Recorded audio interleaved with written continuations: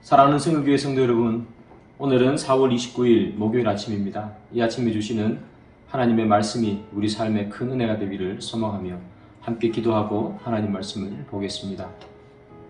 하나님, 이 시간에 저희들이 하나님의 말씀 앞에 있습니다. 귀한 하나님의 말씀이 오늘 하루를 살아가는 우리에게 힘이 되게 하시고 오늘 하루를 살아가는 우리들에게 능력이 되어서 세상에 굴하지 아니하고 하나님께서 주시는 은혜로 이겨나가는 귀한 하루 되게 도와주옵소서. 예수님의 이름으로 기도드립니다. 아멘. 네, 함께 보실 하나님 말씀은요, 출애굽기 10장 21절부터 29절까지의 말씀입니다. 여호와께서 모세에게 이르시되 하늘을 향하여 네 손을 내밀어 애굽 땅 위에 흑암이 있게 하라. 곧 더듬을 만한 흑암이리라. 모세가 하늘을 향하여 손을 내밀매 캄캄한 흑암이 3일 동안 애굽 온 땅에 있어서 그동안은 사람들이 서로 볼 수 없으며 자기 처소에서 일어나는 자가 없으되 온 이스라엘 자손들이 거주하는 곳에는 빛이 있었더라. 바로가 모세를 불러서 이르되 너희는 가서 여호와를 섬기되 너희의 양과 소는 머물러 두고 너희 어린 것들은 너희와 함께 갈지니라.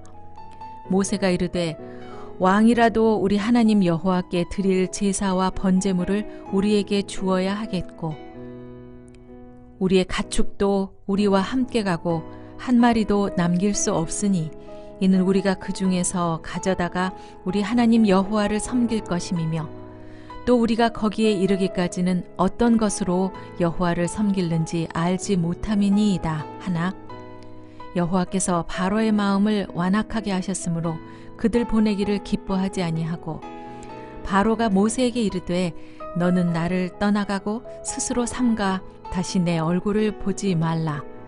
내가 내 얼굴을 보는 날에는 죽으리라. 모세가 이르되 당신이 말씀하신 대로 내가 다시는 당신의 얼굴을 보지 아니하리이다. 오늘 본문 말씀은요, 애굽에 내린 10가지 재앙 중에 9번째 재앙의 말씀이죠. 흑암의 재앙에 대한 이야기가 나옵니다. 모세가 손을 들어서 하늘을 이렇게 향하자 애굽 전역에 깜깜한 흑암의 재앙이 내리게 되죠.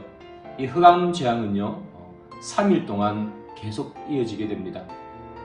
그리고 어디만큼 깜깜한가 하면 서로 옆에 있는 사람이 알아볼 수 없을 만큼 그렇게 깜깜한 흑암 재앙이 계속해서 일어나게 되고요. 그런데 희한하게도 이스라엘 백성들이 살고 있는 땅에는 빛이 그대로 비춰져 있다는 그런 이야기가 오늘 본문의 흑암 재앙의 내용입니다. 어떤 신학자들은요, 이 흑암 재앙을 자연의 현상으로 해석하려는 사람들이 있습니다. 이 아프리카에서 사하라 사막에서 불어오는 그런 모래바람, 그 모래바람이요 많이 불어서 햇볕을 가려가지고 그렇게 깜깜하게 되었다, 이렇게 주장하는 신학자들도 있는데요, 이것은 사실이 아니죠. 아무리 많이 모래바람이 불어오고 그렇게 해도 옆 사람을 알아보지 못할 만큼 깜깜해지지는 않겠죠. 그리고 이것이 애굽에는 가끔씩 이 모래바람이 불어와서 이스라엘을 힘들게 했던 일이 있었답니다. 그것이 그대로 자연적으로 불어왔다면 늘 하던 것이기 때문에 애굽의 왕 바로가 모세에게 또 하나님에게 항복하지는 않았겠죠. 있던 일이었으니까. 그래서 오늘 본문에 이렇게 불어왔던 흑암의 재앙은요, 자연 현상이 아니라 하나님께서 내리신 그런 재앙이겠죠. 여기 나오는 흑암이라는 단어는요, 히브리어로 호세크라는 단어입니다. 이 호세크라는 단어는요, 우리가 일반적으로 밤이 되면 깜깜해지는 그때 쓰는 흑암, 깜깜하다라는 단어가 아닙니다. 이 호세크라는 단어는 언제 쓰여지는가 하면 태초에 있던 그 원시적인 깜깜함 또는 하나님의 심판이 있을 때의 어두움, 이럴 때 사용되어지는 어둡다 하는 단어가 바로 이 호세크라는 단어죠. 그래서 오늘 이 단어만 봐도요, 그냥 자연스럽게 자연적인 현상으로 흑암이 내린 그런 것이 아니라 하나님께서 주시는 어떤 심판이라든지 그런 의미가 강하다는 것을 우리는 볼 수 있습니다. 애굽 사람들은요, 이 태양을 신들의 가장 높은 신이라고 생각했습니다. 그리고 애굽 왕 바로는 태양신의 아들로 생각을 했습니다. 그런데 그들이 생각하는 가장 높은 신인 이 태양이 3일 동안 빛을 잃었다 하는 것은 애굽 사람들뿐만 아니라 이스라엘 사람들에게 보여주는 것이 참 큰 것이죠. 하나님의 심판이라는 겁니다. 하나님의 심판이 있으면 그들이 최고라고, 신중의 최고라고 여기는 태양신도 하나님의 심판 앞에 무릎을 꿇을 수밖에 없다는 것을 보여주는 것이죠. 또한 이런 태양신과 함께 있는 여러 신들이 또 있었습니다.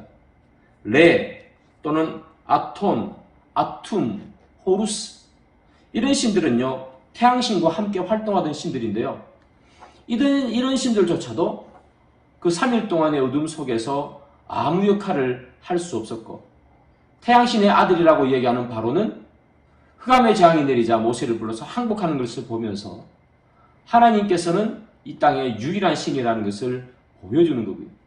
그 당시에 살고 있던 애굽 사람들과 이스라엘 사람들에게는 바로보다, 그리고 태양보다 더 높은 신이 하나님이라는 것을 보여주는 것이라고 할 수 있습니다.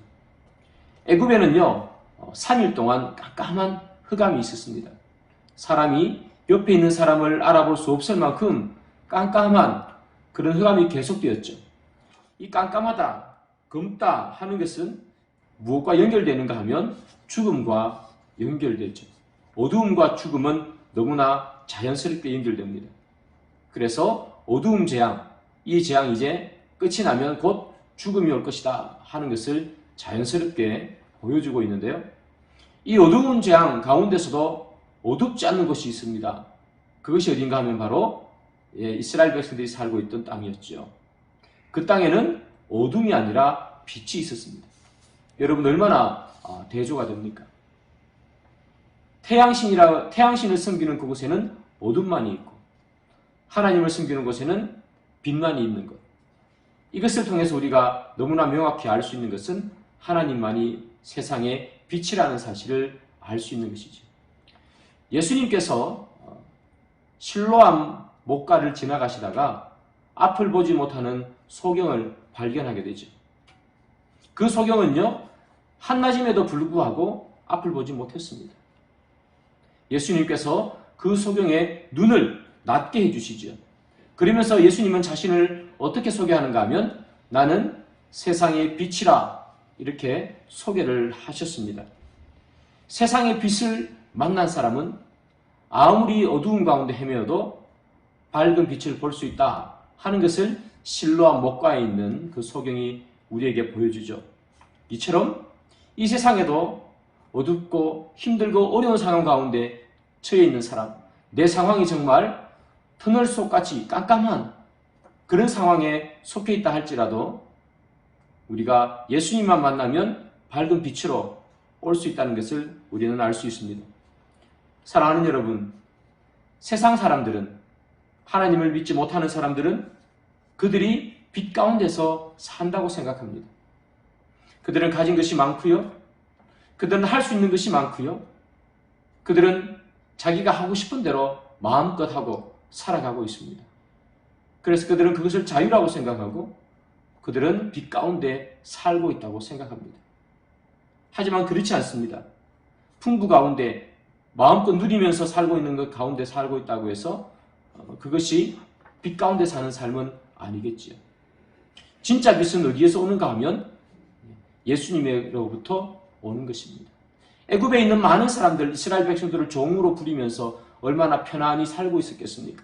하고 싶은 것, 먹고 싶은 것 먹으면서, 귀찮은 것 이스라엘 백성들에게 시키면서 빛 가운데서 살고 있다고 생각했지만 하나님께서 한번 이 흑암의 재앙을 내리시면 그들조차도 아무것도 할 수 없다는 것입니다. 그처럼 진짜 빛 가운데 사는 것은 내가 하고 싶은 것 마음대로 하고 쓰고 싶은 것 마음대로 쓰고 사는 인생이 아니라 예수님께서 우리에게 부어주시는 생명의 빛 안에 사는 사람, 그 사람이 진짜 빛 가운데 사는 사람이겠지요. 애굽 왕은요 흑암 재앙 가운데서 공포를 느꼈는지 모세에게 이야기합니다. 내가 이스라엘 백성들을 데리고 가라. 그러나 내가 가지고 있는 짐승은 놔두고 가라 이렇게 얘기합니다. 여러분 이게 말이 되겠습니까? 짐승을 놔두고 가면 어떻게 하나님께 제사를 드릴 수 있습니까? 이 말은 가라는 말이지만 실질적으로는 가지 말라는 말과 동일하겠죠. 그러자 모세가 이것을 거부합니다. 그러자 바로왕이 이렇게 얘기합니다. 내가 내 얼굴을 다시 보는 날에는 너는 죽을 것이다. 이렇게 애굽 왕 바로는 모세에게 경고를 합니다. 그리고 시간이 흘러서 애굽 왕 바로는요 모세를 다시 만납니다. 그때 애굽 왕 바로가 모세를 죽일 수 있느냐? 그렇지 않습니다. 죽은 것은 애굽 왕의 장자가 죽게 되는 것이죠. 사랑하는 여러분, 흑암재앙이 우리에게 주는 교훈은 진짜 어두운 것은 어디에 있느냐 하는 것입니다. 눈을 뜨고 밝게 보고 있다고 해서 진짜 빛 가운데 사는 것이 아닙니다. 하나님이 한 번만 치면 그것은 어두움에 빠질 수 있습니다. 그러나 진짜 빛은 주님과 함께 있을 때입니다. 애굽 왕 바로를 보십시오. 건강하고 두 눈 뜨고 있으면서 아무것도 하지 못하고 나라가 망하는 것도 보지 못하는 어둠 가운데 살고 있지 않습니까?